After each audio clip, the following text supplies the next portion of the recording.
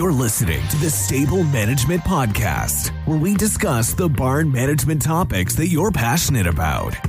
Hi, everyone. Welcome to the Stable Management Podcast. Our goal is to bring you a real-world look into the parts of horse farm management that you love or hate most, such as stall bedding, farm equipment, and pasture maintenance. During each bi-monthly episode, we'll be joined by an expert guest who shares their experiences with and perspectives on an important stable management topic. Do you enjoy the Stable Management Podcast? Want to learn even more about horse healthcare? Get your management and industry questions answered at Ask the Horse Live, a free audio event available exclusively from thehorse.com. Each Ask the Horse Live episode focuses on a specific equine healthcare topic chosen by our editors. We gather leading veterinarians, researchers, and industry experts to tackle your toughest questions. You can also hear on-demand episodes of Ask the Horse on thehorse.com or wherever you get your podcasts. I'm your host, Hailey Kerstetter, and my guest today is Dr. Caitrin Lowndes from the University of Pennsylvania. Thank you so much for joining me today. Thank you for having me, and thank you for the introduction. Looking forward to talking all things endocrine. Yes, so as you mentioned, we have a very important topic today that I think affects a lot of our horses and, in return, the stable managers who are working with them. So can you just briefly explain to us what PPID, EMS, and ID are and how they might differ? Absolutely. So PPID stands for pituitary pars intermedia dysfunction, or better known in layman's terms as equine's Cushing's disease. And essentially, it's a disease of older horses, kind of teens and 20s, but can affect horses as young as 10. And it's caused by a adenoma or benign growth of the pituitary gland. And this ends up with a loss of the dopaminergic inhibition of the pituitary gland. So you get excessive amounts of adrenocorticotropic hormone, or ACTH. And this then breaks down into alpha melanocyte stimulating hormone, or alpha MSH, and corticotropin-like intermediate peptide, or CLIP. And these have effects on equine metabolism and immunomodulation. And that's what basically causes the clinical signs we are all familiar with in our PPID horses, which are our heavy, hairy coat that doesn't shed out properly, muscle atrophy, difficulty maintaining weight, PPID, or excessive drinking and urination, and then also some recurrent health issues from the decreased immune system, such as recurrent lameness issues due to abscesses or laminitis, high rates of infections, particularly respiratory or dermatitis issues, or eye issues. And then in terms of equine metabolic syndrome, conversely to PPID, which is, again, a disease of older horses, equine metabolic syndrome can affect any horse. It really does not care what age your horse is. And equine metabolic syndrome is a collection of risk factors for the development of endocrinopathic laminitis. The most important of those risk factors is probably insulin dysregulation, which I'll talk a little bit more about in a minute. And then some of the other risk factors we associate with equine metabolic syndrome are fat accumulation, either as generalized obesity, or we can get the regional fat accumulation or fat pads, like the cresty neck, either side of the tail head, in front of and behind the shoulder and over the ribs. And we also see in these horses hypertriglyceridemia, abnormal adipokine concentrations, and increased markers of systemic inflammation. And basically, they're all predisposed towards laminitis. And then in terms of insulin dysregulation, aside from being the main factor in equine metabolic syndrome, it can also happen in horses with PPID.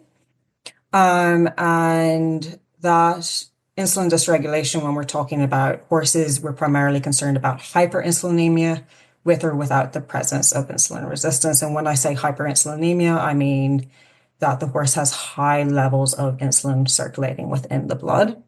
And this is the predominant cause of laminitis in these guys. Awesome. So I think that some people might know that certain breeds or types of horses are most at risk for metabolic problems, but could you explain which breeds these are and why they're at a higher risk? Yeah, so definitely, particularly with equine metabolic syndrome, we see a breed predisposition. We don't necessarily see a breed predisposition with PPID. Again, the main factor or type of horse is older horses for PPID. So, but with equine metabolic syndrome, yes, there does seem to be a genetic factor in that disease. And primarily the poster children are pony breeds, particularly what, coming from the UK and Ireland, I would refer to as our native pony breeds. So our Welsh ponies, Connemara's Highlands, Dartmoors and such. And if you think about, and obviously Shetland ponies, and if you think about where those breeds come from, for the Dartmoors, the Welsh, they're up on kind of mountains, moorlands, as poor quality grass. The Shetland Islands are notoriously barren to the point where Shetland ponies will actually eat seaweed to get fill their caloric needs. And then Connemara is also pretty barren as well. So these are animals that have over generations developed to thrive in areas that have poor quality forage and make the most of what little calories and energies is available to them. And the same can be said of some of our other breeds that are predisposed. So Arabians, again, are a desert horse, and the same goes for donkeys or desert animals. You look at your Spanish breeds, particularly come from southern Spain, where it's a little bit more arid. Mustangs are coming from, you're talking plains grasses, again, not very good quality pasture. And then the other breeds that we kind of see that's happening in would be a lot of our American breeds, our American quarter horses, and then our American saddle breeds like Morgans, saddlebreds, Tennessee Walkers, Kentucky mountain horses. And a lot of those, if you trace back their bloodlines, they go back to these other breeds we were talking about, our ponies, our Arabians, and our Spanish breeds. So generally they're just not suited really to be brought and put on these lovely, lovely Chester County pastures we have locally that are predominantly dairy pastures. It's just too much energy. It's overwhelming their system. So that's the general thought. Some other breeds that are predisposed then would be our draft breeds, which again, they're farm animals. We would have selectively bred for animals that didn't need so much caloric upkeep, and therefore were not as expensive to keep. And then the warm bloods, and again, probably due to their lineages back in draft breeds. I can definitely relate to this because I have two miniatures at home who, luckily, I have a good dry lot for them, but it's always a struggle, and I'm constantly working with my veterinarian to make sure that they're doing okay and our setup is working for them. Like I said, miniatures come from Shetland ponies. Shetland ponies are developed to get fat on air. Yes, definitely. So, how could owners recognize early signs of metabolic problems in their horse? Yeah, so this is a really, really important thing because a lot of times we do find ourselves a little bit behind the eight ball because our classic pictures of these diseases are associated with their more severe presentations. So in terms of PPID, like the classic PPID horse is big, shaggy, hairy coat, generally poor condition, and that is usually a horse that's already got pretty advanced disease. Some more subtle signs you can look out for is if you've got this older horse that is having recurrent hoof abscesses. And when I say recurrent hoof abscesses, I'm not talking like once or twice a year. I'm talking once or twice a month. Or they're having repeated severe dermatitis, or they're very, very prone to corneal ulcers or have trouble healing corneal ulcers. Those might be earlier signs that you might catch a little bit earlier before they get that typical cushion-eyed look that might tip you off or tip your veterinarian off that you may want to screen this horse for PPID.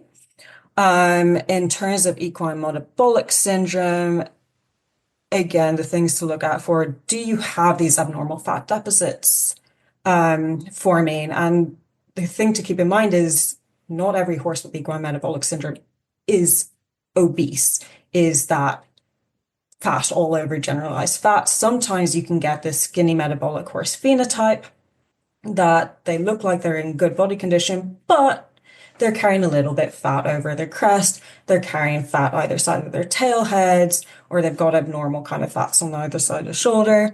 And then the other thing to really keep an eye on would be to look at their feet and look particularly for presence of what we call divergent rings. And these are kind of ridges in the foot. Obviously, there's normal growth rings, but with the normal growth rings, the dorsal hoof wall should still be pretty smooth to the touch. If your horse has multiple bumps going down the dorsal hoof wall or down the hoof wall, this can be an indication that they're having low level inflammation, even if you're not actually seeing any lameness associated with it.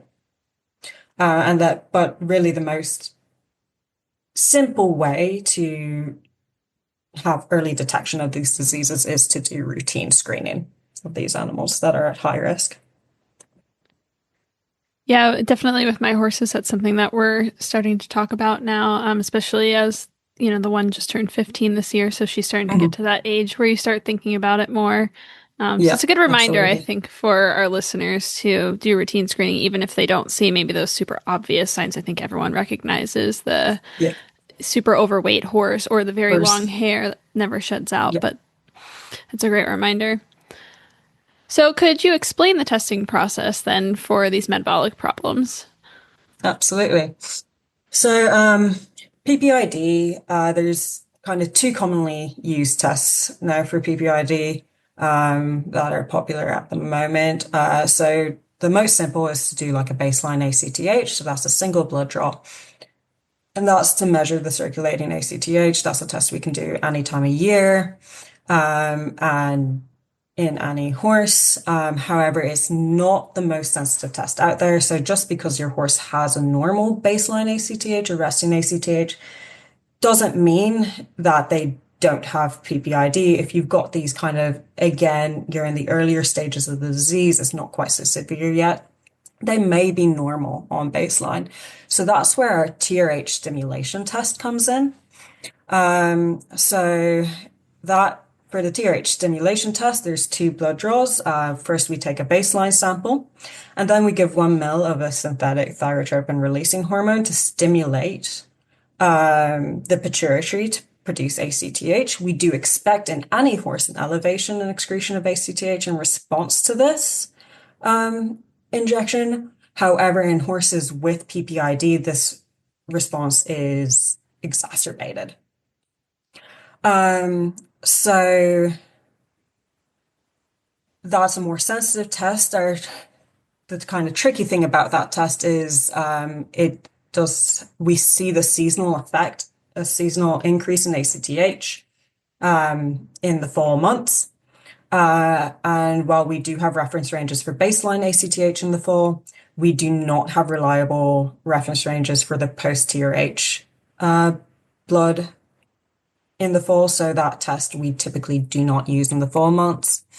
And also it is not particularly reliable for monitoring a horse's response to treatment because we do not really expect the post-TRH blood levels of ACTH to decrease in response to treatment. So really we are relying on our baseline ACTH to monitor response to treatment, which can be tricky in the horse that was diagnosed on a TRH stim, had a normal baseline. Then we were trying to use blood work to monitor response to treatment when they're normal on baseline to begin with. In terms of equine metabolic syndrome and insulin dysregulation, our still gold standard test is our oral sugar test, which is, again, we take a baseline sample for insulin, and then we give a dose of caro syrup. And at 60 minutes and 90 minutes, ideally, after the dose of carrier syrup, we see what their insulin response to that carrier syrup is. Again, we've got reference ranges for both the resting and the post sugar insulin ranges. And again, because we can miss some horses on just a resting, depending on time of day, whether they've had feed or not, or how long post feed it is. The trick with the oral sugar test is obviously 90 minutes is a long time for your veterinarian to be on your farm when they've got other calls to go see potentially, and you've got other things to do with your day as well. So it's not always very feasible out in the field. So what are some of our other options? Again, we can take a resting insulin, and if a resting insulin is elevated, woo, slam dunk, horse definitely has equine metabolic syndrome. The problem is with the resting insulin is if it's normal, it doesn't mean that it's normal all the time. Insulin is extraordinarily variable throughout the day, season, and in response to things like exercise, stress, and feed. So another option that we kind of refer to as our poor man's oral sugar test is to do like a postprandial insulin. So the idea of that is you are pulling a blood sample for insulin 2 hours after the horse has had their normal grain meal. And this gives you an idea of what their insulin is doing in response to what they're being fed, which can be really helpful in multiple different ways. One, for diagnosing equine metabolic syndrome, but two, also once they've been diagnosed, for kind of helping to make decisions regarding changing their diet if necessary. But again, even if their postprandial is normal, it's not a guarantee that they don't have equine metabolic syndrome. It just thankfully means that what you're feeding them isn't exacerbating their equine metabolic syndrome.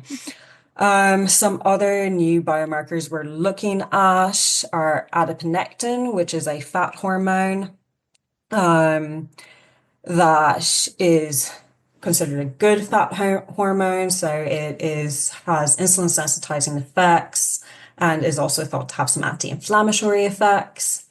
So we definitely want high levels of that, ideally over 10. But we do find that in horses that are more prone to equine metabolic syndrome and laminitis, that adiponectin levels are often decreased. The other one we look at is leptin, which is another fat hormone, but this one is kind of considered a bad fat hormone, if you want to say it, which is a little bit more complicated than that. All these things are. But if we have elevated leptin, it's a marker of increased body fat percentage, essentially. So it doesn't necessarily in and of itself correlate with insulin dysregulation. It's more a better sign of like obesity. And particularly you can have some horses that on the outside look great, but have a lot of kind of visceral fat or internal fat, and leptin can be a good marker of that. However, where it could be useful is if we take leptin in conjunction with adiponectin and look at the leptin adiponectin ratio. This is something that's been used a bit in human medicine and has been shown to be a more sensitive marker than adiponectin alone for risk of diabetes or human metabolic syndrome. And we are seeing the same trends now in horses in terms of potential for having equine metabolic syndrome or laminitis if they've got elevated leptin adiponectin ratios. Awesome. Yeah. So you mentioned diet briefly. Can you expand on that and tell us a little bit more about what role diet plays in preventing and managing these conditions? Yeah, definitely. So it is very, very important when you're talking about insulin dysregulation. In terms of managing that with diet, because, well, maybe not so much managing, but making sure we're not exacerbating their insulin dysregulation with diet. In terms of, I'll start again with PPID because that's what I've been starting with the whole way through. PPID, there's not necessarily specific dietary recommendations regarding PPID. We should, of course, with any aged horse, any horse really, have a well-balanced diet, that we're meeting all our recommended vitamin and nutrient requirements. Most commercial feeds do this, particularly if they've got a nutritionist and a veterinarian on staff helping guide formulation of these feeds. Because we tend to see this protein loss in horses with PPID, we do want a diet that's high in good quality, highly digestible protein, particularly threonine and lysine, to help combat that muscle wastage. Most senior diets do a really good job of this. If you've got a horse with PPID that is struggling to maintain weight, it may need high calorie diet. And that's where it becomes really important in these PPID horses to identify if there is any concurrent insulin dysregulation. Because it's important to remember not every horse that has PPID or Cushing's has insulin dysregulation as well. But a lot of them do, and they are a little bit more predisposed to it than a horse that doesn't have PPID. So making sure whether or not there is insulin dysregulation present is going to be really important while formulating your diet plan. Because if there is no insulin dysregulation present, then a great way of putting weight on a horse is letting them have access to pasture. But we don't necessarily want to do that in our insulin dysregulated horses.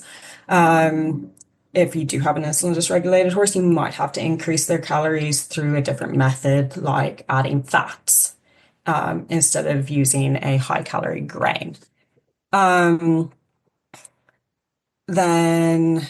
there's some discussion whether how much of a role antioxidants and oxidative stress plays in PPID. However, the jury's very much out on this, and there's not a lot of research on whether there's any benefit to feeding antioxidants in horses with PPID. In terms of equine metabolic syndrome, the big thing is you want a diet that is low in non-structural carbohydrates, so your starches and sugars. Ideally, when we're talking non-structural carbohydrates, we talk about them in terms of percentages, and a diet that is ideally less than 10% NSC is what you're looking for. Particularly hay should be less than 10% NSC. If you have to feed grain, it should be less than 10%. Ideally, definitely less than 12% non-structural carbohydrates. A quick and dirty method of calculating the non-structural carbohydrates, if it is not listed on the feed bag, is to add the percent starch and percent sugars. If this information is also not listed on the feed bag, which has been a certain trend I've noticed recently, there are websites that can help you find this information. Mad Barn has a lot of resources on a lot of commercially available feeds and will list their non-structural carbohydrates. You can also lower non-structural carbohydrates in hay by soaking it for 60 minutes in cold water. It's important, if you are going to do that, that you remove the hay from the water before you feed it. Otherwise, they're just going to have this lovely sugary soup to eat along with their hay. And also, we do not recommend soaking the hay overnight because that can lead to increased chance of mold growing on the hay. So really, we do recommend no more than 3 hours soaking. And then the other really important thing, as you've already mentioned with your ponies, they live on a dry lot. That is fantastic. The dry lot really is, in terms of limiting NSC, the ideal thing to do. However, I understand how that can be difficult if you don't have access to one. So we do recommend that if you don't have access to a dry lot and you are turning out on grass, that the horses should be muzzled while they're on grass. A lot of people try to time muzzling, like they'll take the muzzle off for a couple of hours, or they're like, oh, I'll just turn out overnight without the muzzle, because yes, we don't necessarily want to see our horses in muzzles all the time. Unfortunately, horses have a knack, if they're doing that kind of timed restriction or timed muzzling, that in the time the muzzle is off, they will just gorge themselves on more grass. and can often eat the same amount of grass they would in a longer time period in as short as 3-4 hours. So that really is a no-go in terms of timed muzzling. You can time your turnout on grass with the muzzle to avoid the times of day where we have the most non-structural carbohydrates in the grass. So typically, non-structural carbohydrates in grass tend to be lowest early morning and then increase throughout the day and peak late afternoon, early evening around 5 p.m. So we would recommend if you have the option to not have the horse out on grass 24/7, that they go out in the morning. And then what becomes particularly difficult is how do we feed these skinny metabolic horses? Because like I said, not every metabolic horse is fat. You've got this skinny metabolic phenotype where they can be either ideal body condition score or even a little bit under conditioned. And this is common in these horses that have concurrent PPID and metabolic syndrome.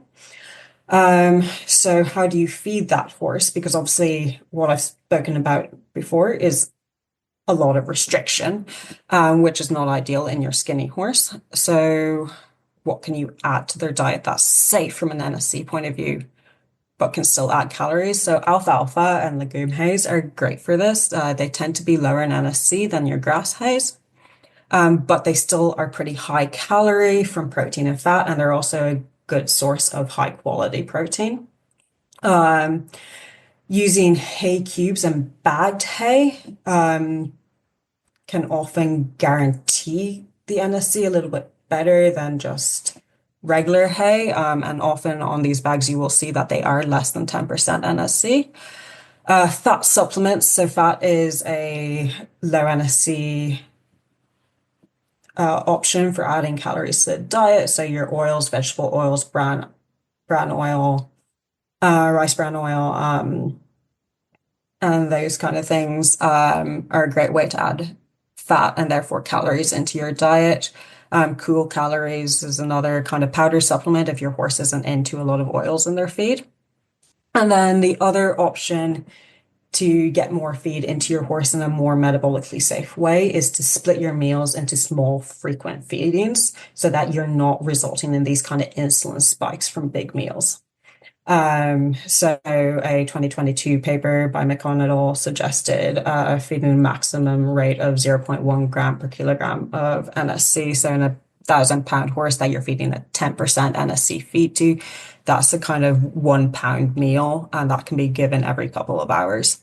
Yeah, I think that's a really good reminder for our audience.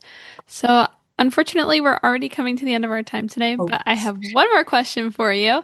Yeah. And can you tell us what is one common misconception or mistake that people make when they're managing horses with metabolic problems? I think I'm going to briefly, we haven't touched on this, but levothyroxine, people use Thyro-L a lot for managing metabolic horses, particularly for weight loss.